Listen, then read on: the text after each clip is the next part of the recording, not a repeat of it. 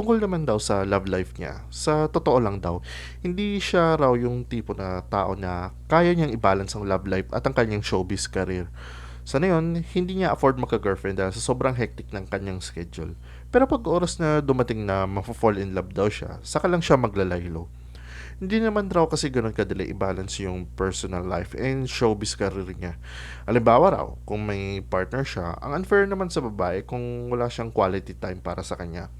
Kung mapupunta siya sa punto ng buhay na gusto niya na mag-settle, saka na siya maghahanda na umalis ng trabaho.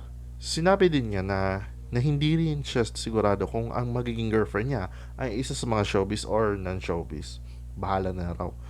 Isa rin kasi sa problema kapag ang pinili niyang girlfriend ay isa sa mga showbiz, mayroon may mga consequences ang hindi maiiwasan.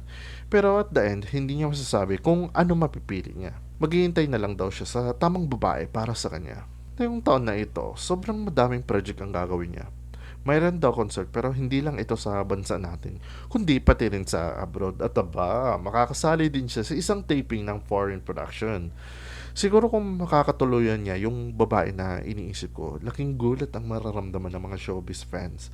Pero of course, kung sakaling may feelings siya sa taong yon at mahal niya talaga, he will just ignore all the criticism of all the people sa kanyang gilid.